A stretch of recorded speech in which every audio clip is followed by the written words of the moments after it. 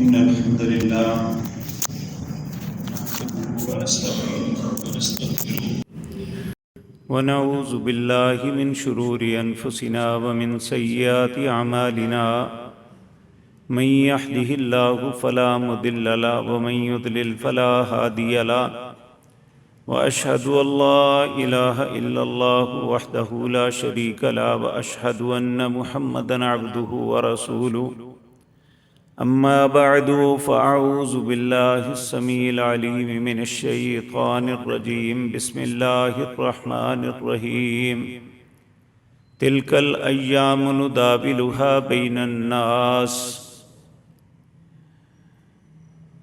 رب اشرح لي صدري ويسر لي أمري واحلل عقدة من لساني يفقهوا قولي۔ حضرات محترم، اس کائنات کے اندر صرف اللہ کی ذات ہے جن کے اندر کوئی تغیر و تبدل زوال کا شائبہ تک نہیں۔ وہ ہمیشہ سے قائم ہے، ہمیشہ تک قائم رہے گا۔ نبی کریم صلی اللہ علیہ وسلم اللہ سے دعا کرتے ہوئے اللہ کی تعریف ان کلمات کے ساتھ کرتے: وَأَنْتَ الْمُقَدِّمُ فَلَيْسَ قَبْلَكَ شَيْءٌ، اے اللہ سب سے پہلے تو تھا، تجھ سے پہلے کچھ بھی نہیں تھا۔ وَأَنْتَ الْمُؤَخِّرُ فَلَيْسَ بَعْدَكَ شَيْءٌ، اے اللہ سب سے بعد تیری ہی ذات ہوگی۔ كُلُّ مَنْ عَلَيْهَا فَانٍ وَيَبْقَى وَجْهُ رَبِّكَ ذُو الْجَلَالِ وَالْإِكْرَامِ، ہر چیز نے ہلاک ہو جانا ہے، صرف اللہ کا بابرکت چہرہ ہی باقی رہے گا۔ وَأَنْتَ الْمُؤَخِّرُ فَلَيْسَ بَعْدَكَ شَيْءٌ، اے اللہ سب سے بعد تیری ہی ذات ہوگی، تجھ سے بعد کچھ بھی نہیں۔ وَأَنْتَ الْبَاطِنُ فَلَيْسَ دُونَكَ شَيْءٌ وَأَنْتَ الظَّاهِرُ فَلَيْسَ دُونَكَ شَيْءٌ، اے اللہ تیری قدرتیں ہر چیز پہ ظاہر ہیں، تو تیری قدرتوں کے علاوہ کچھ بھی نہیں۔ وَأَنْتَ الْبَاطِنُ فَلَيْسَ فَوْقَكَ شَيْءٌ، اے اللہ تو ایک چھپی ہوئی ذات ہے، تجھ سے اوپر کچھ بھی نہیں، سب سے بلند و برتر تو ہے۔ تو اللہ کی ذات وہ ہے جس پہ کوئی زوال نہیں، باقی کائنات کی ہر چیز پہ زوال ہے۔ وہ دنیا ہے، دنیا میں کتنے ہی تغیر و تبدل آئے، کبھی دنیا تباہ ہوئی، کبھی پھر سے آباد ہوئی، کبھی ایک جیسے حالات نہیں رہتے، ایک جیسے موسم نہیں رہتے۔ اسی طرح میرے عزیز بھائیو انسان پہ بھی دوام نہیں ہے۔ کبھی یہ بچپن میں ہوتا ہے، کبھی جوانی میں، کبھی بڑھاپے میں۔ لاکھ انسان چاہتا رہے اس کا ٹریٹمنٹ علاج کروا لے، جوانی سے وہ بچپن کی طرف نہیں لوٹ سکتا، اور بڑھاپے سے وہ جوانی کی طرف نہیں آ سکتا۔ یہ اللہ کی شان ہے، جب اللہ چاہتا ہے ہر عروج کو زوال دے دیتا ہے۔ اسی طرح انسان کو اللہ نے بے شمار نعمتوں سے نوازا ہے، اور انسان کی نعمتیں اس کے پاس ہمیشہ نہیں رہتی۔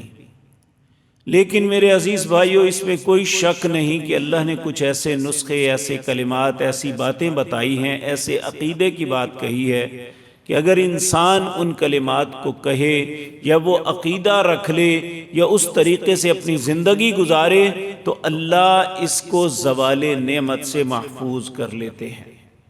نمبر ایک، اللہ رب العزت فرماتے ہیں لَإِن شَكَرْتُمْ لَأَزِيدَنَّكُمْ، اگر شکر کرو گے تو میں اور دوں گا۔ وہاں زوال نعمت کا سوال ہی پیدا نہیں ہوتا۔ یہ اللہ کی نعمتوں کا ہمیشہ دوام جو ہے مشروط ہے شکر کے ساتھ۔ اللہ فرماتے ہیں لَإِن شَكَرْتُمْ لَأَزِيدَنَّكُمْ، اگر شکر کرو گے تو میں تمہیں اور نعمتیں عطا کروں گا۔ وَلَئِن كَفَرْتُمْ، اس کے برعکس اگر انسان کفر کرے گا تو ان عذابی لشدید، پھر اللہ غضبناک ہو کے سب کچھ ہی ختم کر دے گا، اور اللہ کا پھر عذاب بھی بڑا سخت ہے، العیاذ باللہ۔ اللہ ہم سب کو اپنی امان میں رکھے۔ تو پہلی بات یہ ہے کہ کوئی انسان یہ نعمت کے آنے پہ تو بہت خوش ہوتا ہے، نعمت پہ جانے پہ انسان انتہائی غمزدہ، حتیٰ کہ بعض اوقات اپنے حواس بھی کھو دیتا ہے۔ تو اگر انسان چاہتا ہے کہ اللہ رب العزت اسے نعمتوں کے زوال سے محفوظ رکھے اور وہ نعمتیں جو اللہ نے اسے عطا کی ہیں اولاد کی صورت میں، مال کی صورت میں، جان کی صورت میں، صحت اور عافیت کی صورت میں، تو وہ پھر اللہ رب العزت کا شکر ادا کرے۔ نمبر 2، زوال نعمت سے بچنے کا طریقہ پیارے نبی جناب محمد رسول اللہ صلی اللہ علیہ وسلم نے ارشاد فرمایا کہ تم لوگوں پہ رحم کرو، اللہ تم پہ رحم کرے گا۔ زوال نعمت سے بچنے کے لیے انسان کو یہ مشروط شرط لگائی گئی ہے، اگر تم دوسرے لوگوں پہ رحم کرو گے تو اللہ تم پہ رحم کرے گا۔ اللہ جب نعمتوں کو چھینتا ہے نا تو اس کا اسباب ہوتے ہیں۔ اللہ فرماتے ہیں ما اصاب من مصیبت فبما کسبت ایدیہم، اے حضرت انسان تجھ پہ جو مصیبتیں آتی ہیں تیرے اپنے ہاتھوں کا کیا درا ہے۔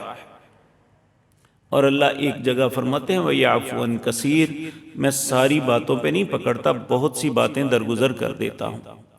تو دوسری بات جو ہمارے سمجھنے کی ہے، آج ہم جس معاشرے میں رہتے ہیں یہاں عمومی طور پہ ذہن یہ بنا ہوا ہے کہ جب تک دوسرے کو دھوکہ نہ دیں، جب تک دوسرے سے زبردستی نہ کریں، جب تک دوسرے کے ساتھ انہیں کم تول کے نہ دیں، تو ہمارے پاس تو پیسہ آ ہی نہیں سکتا۔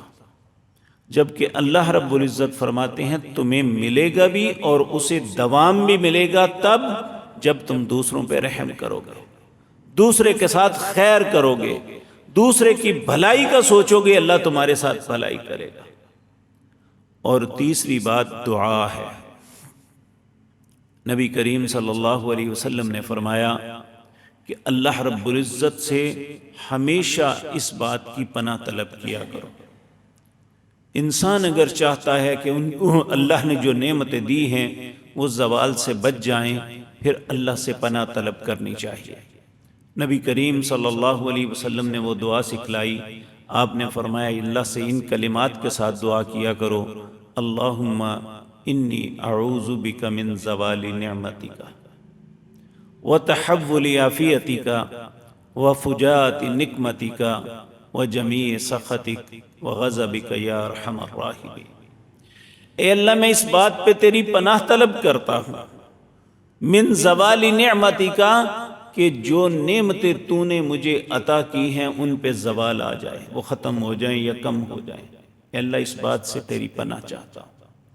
وَتَحَوُّلِ عَافِيَتِكَ، اے اللہ جو صحت، تندرستی، عافیت سے تو نے نوازا ہوا ہے یہ بیماری میں بدل جائے، اللہ اس بات سے بھی تیری پناہ چاہتا ہوں۔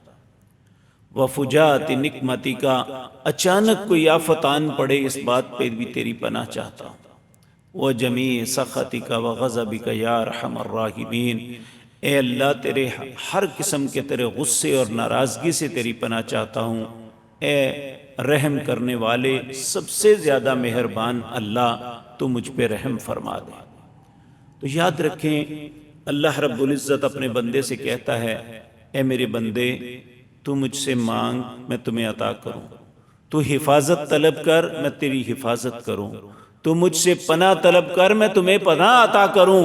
جبکہ اللہ خود کہتا ہے جب ہم اللہ سے یہ التجا کریں گے، اللہ سے پناہ طلب کریں گے زوال نعمت کے متعلق، صحت عافیت کے متعلق، اور اسی طرح اچانک کوئی آفت آ جائے ان کے متعلق، اگر اللہ سے پناہ طلب کریں گے تو اللہ انشاءاللہ ہمیں پناہ عطا فرما دیں گے۔ آج ہم کسی بھی مجلس میں بیٹھیں، ہر آدمی اپنے رونے روتا ہے، ہر آدمی کی دکھ کی داستان ایک الگ ہے، اور ہر آدمی پریشان ہے، ہر آنے والا وقت اس پہ سخت آ رہا ہے میرے عزیز بھائیوں، لیکن اس کا علاج جو ہم لوگ کرتے ہیں وہ بالکل غلط ہے۔ یہ تو اس طرح ہی ہوا نا، ایک بندہ بیمار بھی ہو اور دوسرا زہر بھی کھانا شروع کر دے تو اس سے موت ہی واقع ہوگی، اس سے علاج تو نہیں ہوگا۔ علاج کس سے ہونا ہے؟ جو دوا، جو طریقہ، جو پرہیز اللہ رب العزت نے بتائی ہے، اگر اس پرہیز کو کریں گے، اس دوا کو کھائیں گے، اس طریقے کے مطابق چلیں گے تو زوال نعمت سے محفوظ ہو جائیں گے۔ پھر ہمیں رونا نہیں کسی مجلس پہ پڑے گا، بلکہ ہم ہر مجلس میں بیٹھ کے اللہ کا شکر ادا کریں گے کہ اللہ رب العزت نے جو نعمتیں دی ہیں میں اپنی زندگی اطمینان سے گزار رہا۔ میرے عزیز بھائیو، آخری بات یہ ہے، انسان کے من کے اندر لالچ ہے، اسے کتنا ہی مل جائے اس کی لالچ ختم نہیں ہوتی۔ نبی کریم صلی اللہ علیہ وسلم نے فرمایا ابن آدم کو ایک جنگل بھر کے سونا دے دیا جائے گا تو یہ دوسرے کی چاہت کرے گا، دو دے دیے جائیں تیسرے کی چاہت کرے گا۔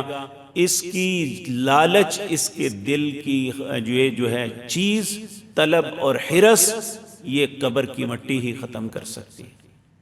میرے عزیز بھائیوں، نہیں، دنیا بھی ختم کر سکتی ہے۔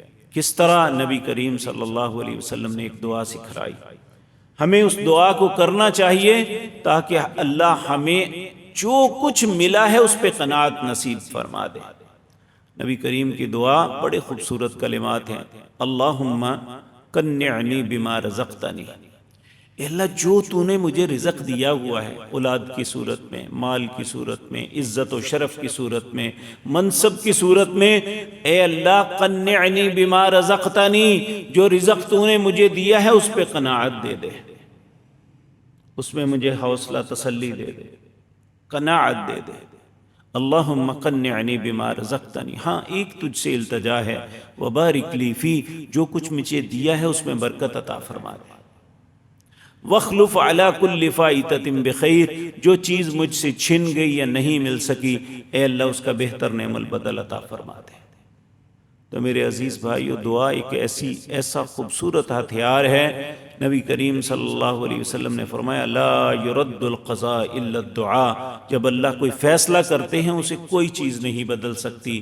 اگر اللہ اپنے فیصلے پہ نظر ثانی فرماتے ہیں تو اس وقت فرماتے ہیں جب انسان اللہ کے حضور گڑ گڑا کے دعائیں مانگتا ہے۔